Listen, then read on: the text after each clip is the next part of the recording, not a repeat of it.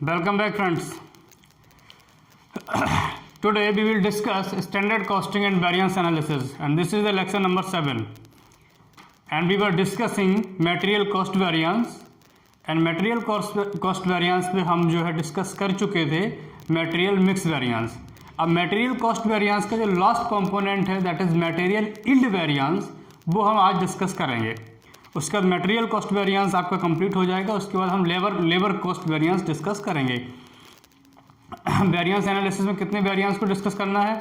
Material cost variance को discuss करना है, लेबर कॉस्ट को डिस्कस करना है, ओवरहेड वेरिएंस को डिस्कस करना है, आपके सेल्स वेरिएंस को डिस्कस करना है और प्रॉफिट वेरिएंस को डिस्कस करना है. There are 5 types of variances, that is direct material cost variance, direct labour variance, overhead variance, sales variance and profit variance. So we were discussing direct material cost variance. जब हमने direct material cost variance को discuss किया तो direct material cost variance में 5 variances हैं. कौन कौन से? आपका material cost variance, material price variance, material usages variance, material mix variance और मटेरियल यील्ड वेरिएंस. तो material cost, material price, material usages और मटेरियल मिक्स वेरिएंस हम ऑलरेडी डिस्कस कर चुके हैं. This is the last component of material cost variance और direct material variance.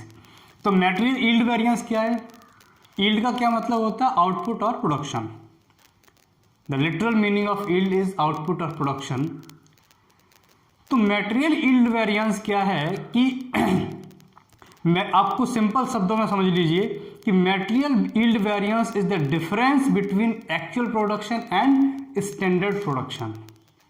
कि जो प्रोडक्शन आपने एस्टिमेट किया था, स्टैंडर्डाइज किया था वो, और जो एक्चुअल में प्रोडक्शन हुआ उसके बीच में जो डिफरेंस है, जो गैप है, उसको हम बोलते हैं यील्ड, मटेरियल यील्ड वेरिएंस.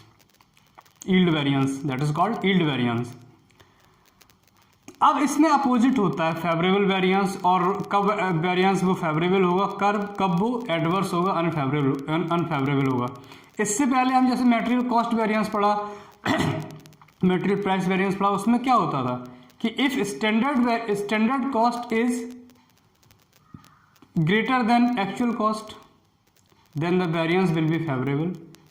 कि अगर आपकी एक्चुअल कॉस्ट जो है वो स्टैंडर्ड कॉस्ट से कम है तो आपका जो वेरिएंस है, जो वेरिएशन है, that will be favourable. That वो आपका जो है एक पॉजिटिविटी का साइन माना जाता था. लेकिन यील्ड वेरिएंस में इसका अपोजिट होता है कि if actual yield is less than standard yield then the variance will be adverse और नेगेटिव. कि हमने इतना स्टैंडर्ड सोचा था कि इतना प्रोडक्शन होना चाहिए और उससे कम हुआ, इसका मतलब है कि standard yield is more than actual yield. तो उस केस में if the standard yield is more than the actual yield the variance will be adverse और नेगेटिव एंड वाइस वर्सा. और उसका अपोजिट आप कह सकते हो कि when actual yield will be greater than standard yield then the variance will be positive, favourable. तो वो फेवरेबल होगा. क्लियर? अब ये डिफरेंस क्यों आ जाते हैं? एक्चुअल की स्टैंडर्ड यील्ड और एक्चुअल यील्ड क्यों इक्वल नहीं होते हैं? बहुत सारे उसके रीजन्स हो सकते हैं. अवेलेबिलिटी ऑफ रॉ मटेरियल हो सकता है, सप्लाई ऑफ रॉ मटेरियल हो सकता है, शॉर्टेज ऑफ रॉ मटेरियल हो सकता है. So there are number of factors those can be behind the variation between actual yield and standard yield. So basically yield variance क्या है? Yield variance is nothing but yield variance is the difference between the standard yield, standard production and actual production. And if actual production will be greater than standard production then the variance will be positive, and if the actual yield will be less than the standard yield the variance will be negative और unfavorable.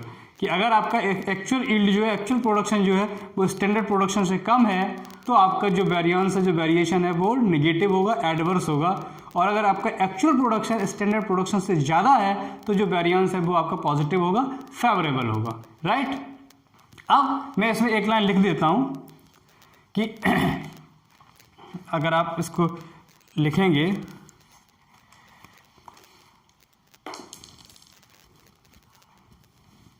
तो क्या लिखेंगे आप?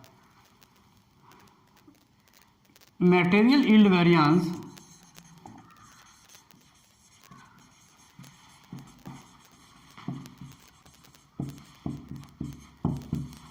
is the difference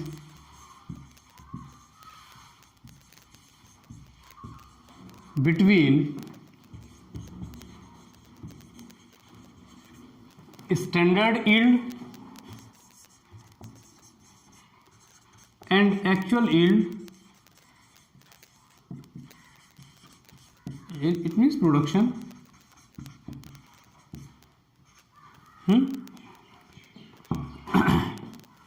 Material yield variance is the difference between standard yield and actual yield when actual production is more than the standard production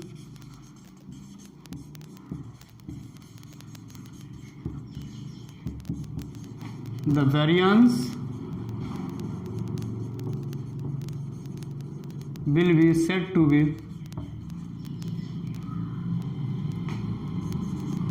positive or favorable,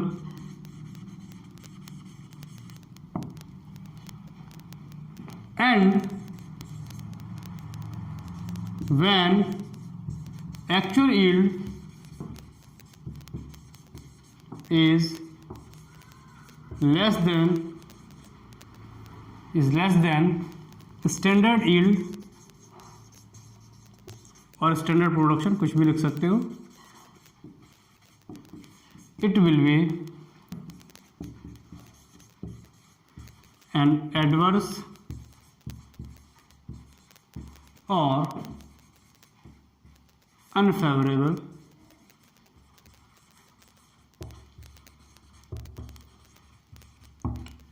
right. So आप लिख सकते हो कि एक्चुअल यील्ड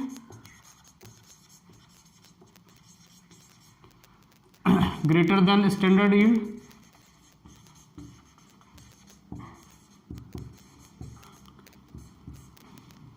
फेवरेबल वेरिएंस,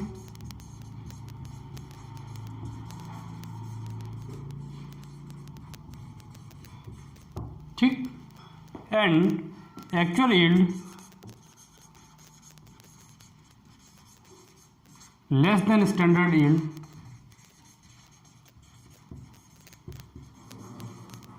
आप लिखोगे adverse और unfavourable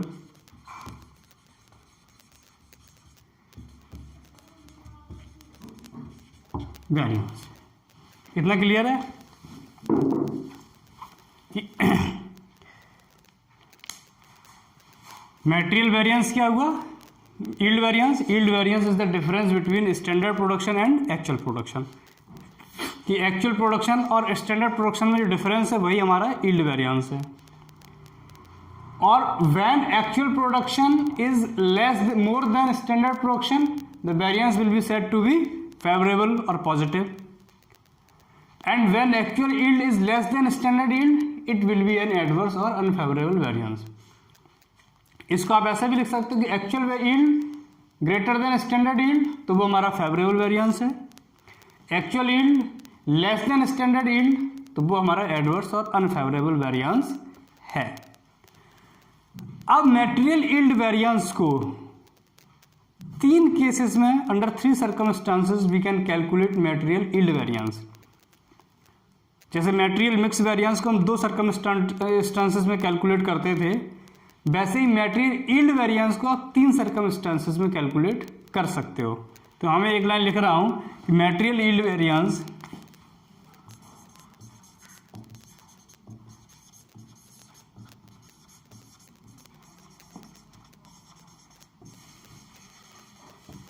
can be calculated under 3 conditions.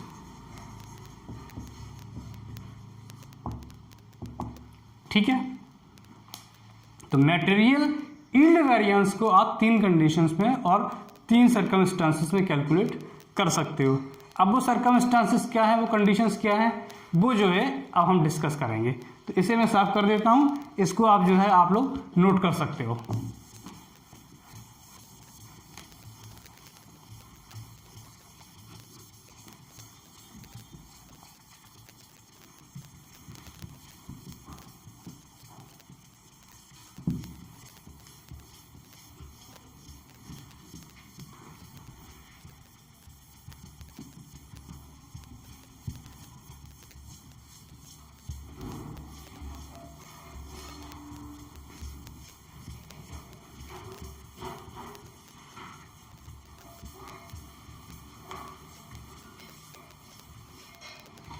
ठीक है, अब आते हैं कंडीशन 1, देखते हैं क्या है।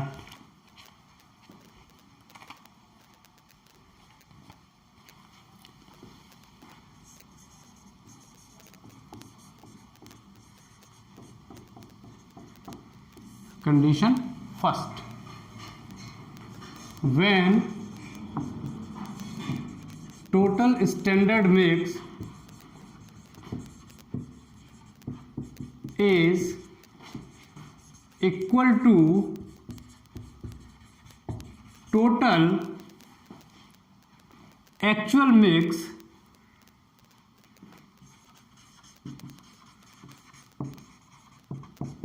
दो चीजें इसमें समझना है, but standard yield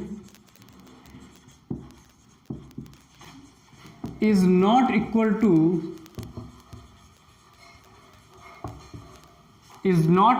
to actual yield।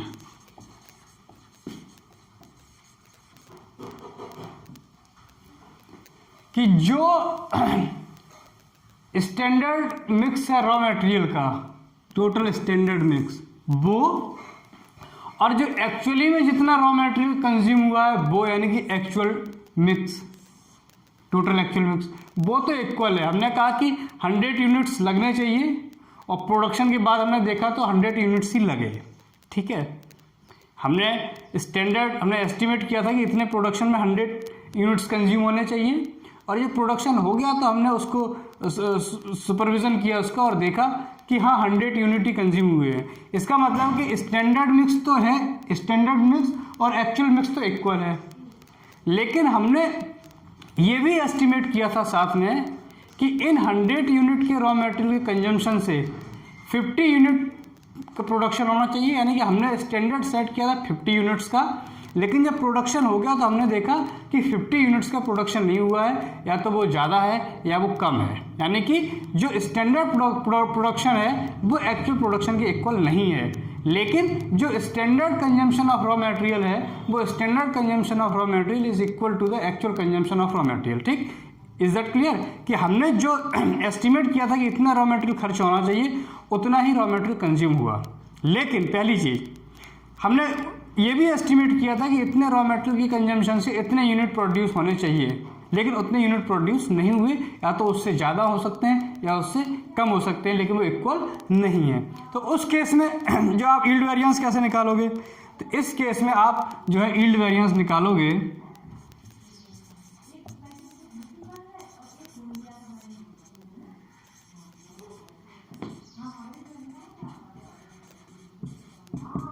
तो इसका फॉर्मूला होगा material yield variance equal to actual yield minus standard yield into standard cost per unit. ठीक, वेयर ए वाई क्या है, A Y stands for actual yield,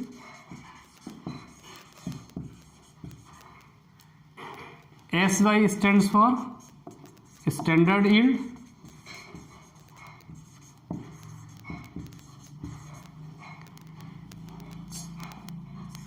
standard cost ये आपकी हो गई स्टैंडर्ड कॉस्ट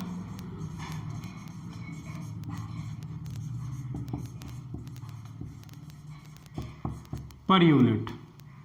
ये क्या हो गया आपके स्टैंडर्ड कॉस्ट पर यूनिट। अब स्टैंडर्ड कॉस्ट पर यूनिट निकालोगे कैसे,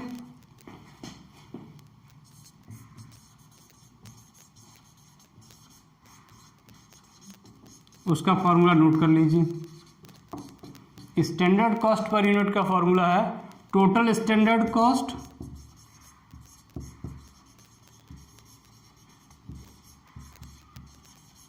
upon total standard output.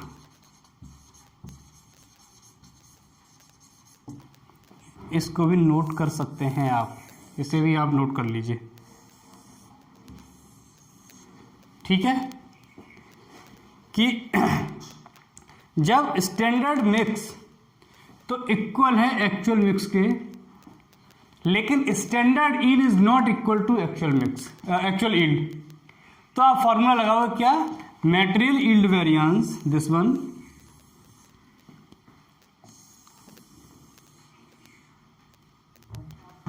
Material yield variance equal to actual yield minus standard yield into standard cost per unit. इसको बोलते हैं formula first. This is called formula first, ठीक। Actual yield, standard yield, standard cost per unit. Standard cost per unit कैसे निकालोगे, total standard cost upon total standard output. अब ये पहले तीनों केसेस हम समझ लेते हैं, उसके बाद एक साथ हम इनकी इलस्ट्रेशन करेंगे। तो ये तो हो गया हमारा फर्स्ट केस। अब आते हैं सेकंड केस पर।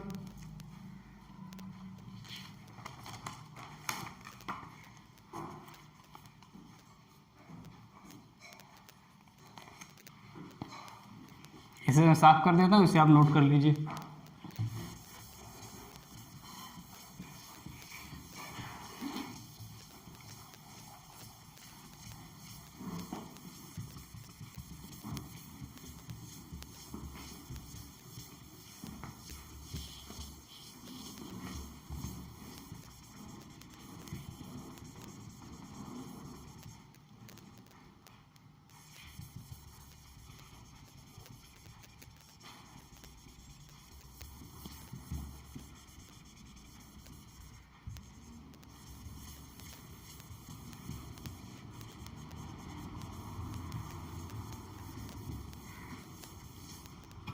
अब condition second,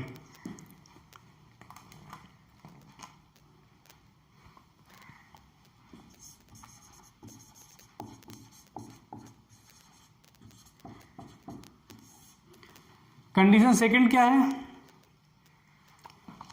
when total standard mix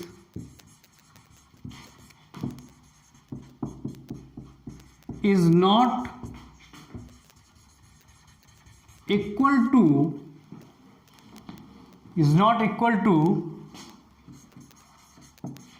total actual mix, but standard yield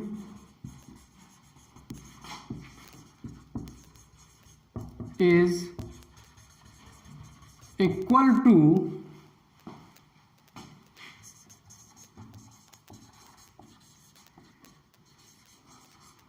actual yield. यानी कि second condition is just opposite to the first condition. जो सेकेंड कंडीशन है वो फर्स्ट कंडीशन के बिल्कुल विपरीत है, अपोजिट है। पहली कंडीशन क्या थी कि when standard mix is equal to actual mix but standard yield is not equal to actual yield. Second condition क्या कह रही है कि when standard mix is not equal to actual mix, when standard mix is not equal to actual mix but standard yield is equal to actual yield, लेकिन standard yield जो है वो actual yield के इक्वल है। तो पहली condition जो है सेकंड कंडीशन के बिल्कुल अपोजिट है, बिल्कुल अपोजिट है, ठीक है। अब देखिए, तो इस केस में मटेरियल यील्ड वेरिएंस कैसे निकालोगे,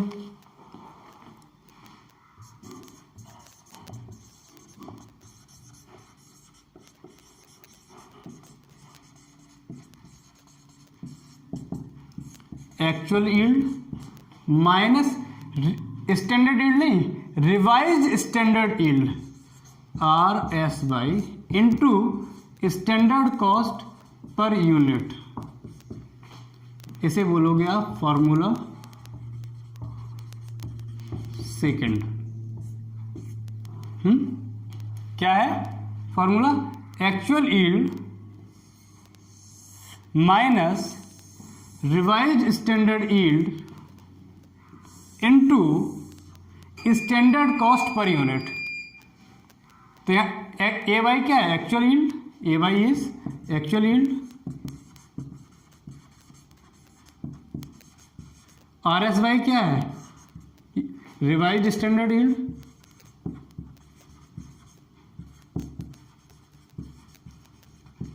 ये क्या है? Standard cost per unit.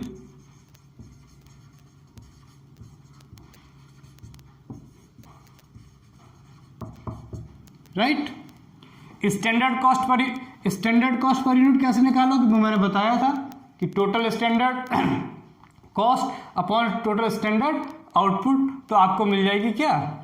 Standard cost per unit. Actual yield तो दिया ही होगा कि कितना प्रोडक्शन होगा, वो एक्चुअल यील्ड होगी। अब आपको रिवाइज्ड स्टैंडर्ड यील्ड का फॉर्मूला निकालना पड़ेगा। तो यहाँ लिखिए रिवाइज्ड स्टैंडर्ड यील्ड यानी RS/। इसका फॉर्मूला आप लिखोगे standard yield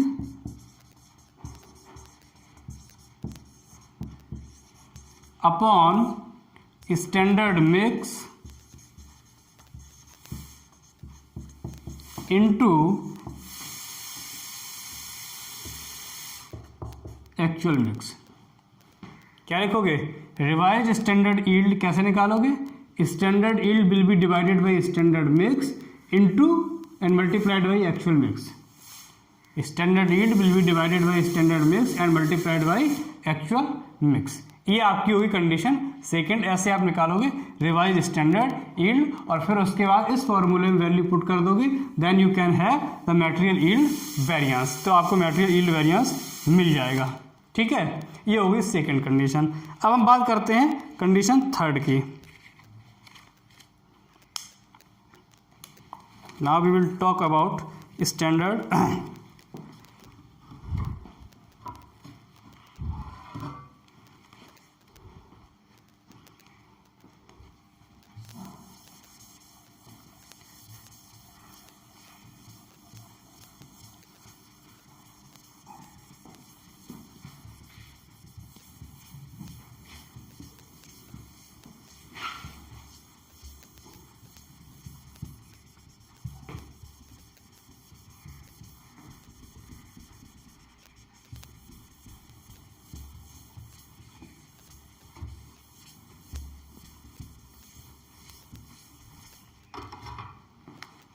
Now the condition third.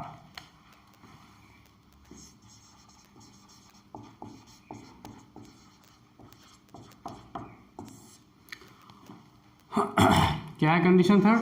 When standard mix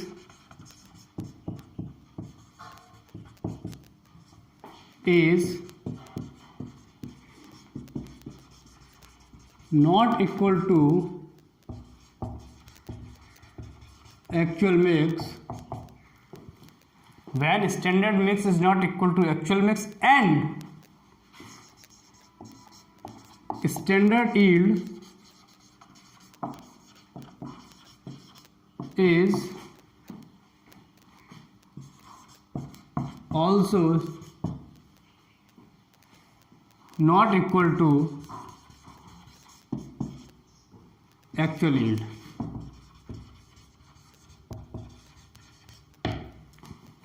ये कह रहा है कि स्टैंडर्ड मिक्स एक्चुअल मिक्स के भी इक्वल नहीं है और स्टैंडर्ड यील्ड जो है वो एक्चुअल यानी कोई इक्वल नहीं है।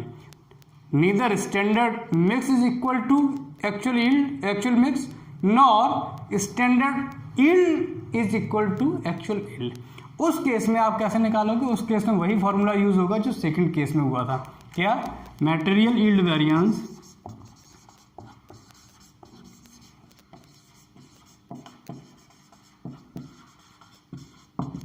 Actual yield minus revised standard yield into standard cost per unit.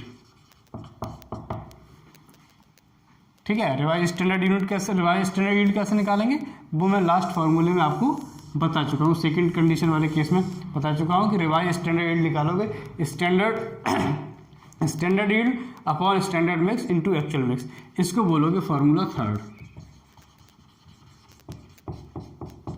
ठीक है, अब इसमें तीनों केस के फॉर्मूला हो गए। अब आपको इसमें कुछ मैं इंपॉर्टेंट चीज बताऊंगा, वो आप समझना। एक इंपॉर्टेंट नोट है। इंपॉर्टेंट नोट क्या है? इंपॉर्टेंट नोट ये है कि आपके पास तीन फॉर्मूले हो गए, तीनों अलग अलग केस में। ठीक है, अब मान लीजिए कि अगर आप मटेरियल यील्ड को, if you are calculating material yield by using second और थर्ड फॉर्मूला, और you can say under second and third condition, if you are calculating yield variance by using second or third formula or under second and third condition, तो उस case में आपको material sub usages variance निकालने की need नहीं है। There is no need to calculate material sub usages variance if you are calculating yield variance by using second and third formula or under second and third condition। पहली चीज क्या हुई? पहली चीज कि अगर आप यील्ड वेरिएंस को सेकेंड और थर्ड फॉर्मूला को यूज करके निकाल रहे हो या सेकेंड और थर्ड कंडीशन में निकाल रहे हो, तो आपको मटेरियल सब यूजेस वेरिएंस निकालने की जरूरत नहीं है। लेकिन अगर आपको मटेरियल सब यूजेस वेरिएंस भी निकालना है और मटेरियल यील्ड वेरिएंस दोनों निकालने हैं, अगर आपको मटेरियल यील्ड वेरिएंस भी निकालना है, मटेरियल सब यूजेस वेरिएंस भी निकालना है, तो उस केस में मटेरियल यील्ड वेरिएंस को निकालने के लिए आप फर्स्ट फॉर्मूला यूज करोगे, सेकंड और थर्ड यूज नहीं करोगे।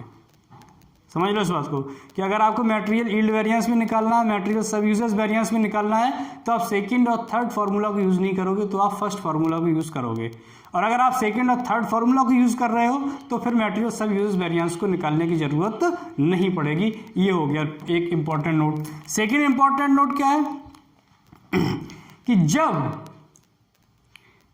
आप मटेरियल यील्ड वेरिएंस को सेकंड और थर्ड फॉर्मूला को यूज करके निकाल रहे हो, if you are finding out material yield variance by using second and third formula, in that case material cost variance will be calculated by using the following formula। कि अगर आप second और third formula को use करके material yield variance निकाल रहे हो तो मटेरियल कॉस्ट वेरिएंस कैसे निकालोगे? ठीक है ना।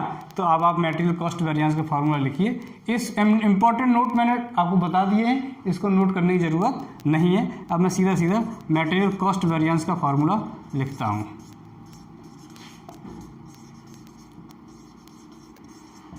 यानी कि MCV। ठीक, मटेरियल कॉस्ट वेरिएंस का फॉर्मूला लिखिए आप। क्या है? स्टैंडर्ड कॉस्ट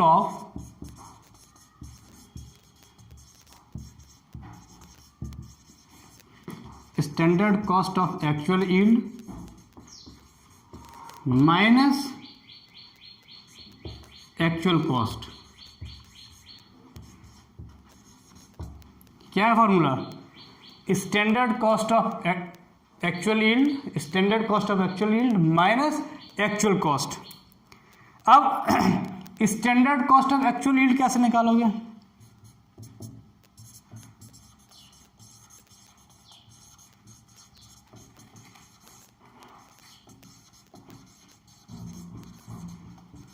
इसका फॉर्मूला लिख लीजिए। Standard cost of actual yield, ये है actual yield into standard cost. ठीक, ये तो हो गई किसका formula? Standard cost of actual yield का। तो अब मटेरियल कॉस्ट वेरिएंस क्या हो गया? मटेरियल कॉस्ट वेरिएंस हो गया एक्चुअल यील्ड, इसको ऐसे भी लिख सकते हो, actual yield into standard cost minus actual cost.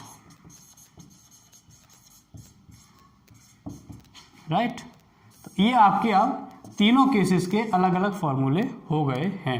अब नेक्स्ट लेक्चर में we will solve some illustration of all three conditions. अब हम तीनों केसेस के एक एक इलस्ट्रेशन सॉल्व करेंगे। ये आपके तीनों केस हो गए हैं मटेरियल यील्ड वेरिएंस के। अब next lecture we will solve some illustrations of that kind, so the things will be more clear, and even then if find any difficulty you can ask me. And आज का lecture, this is the end of today's lecture. Thank you very much.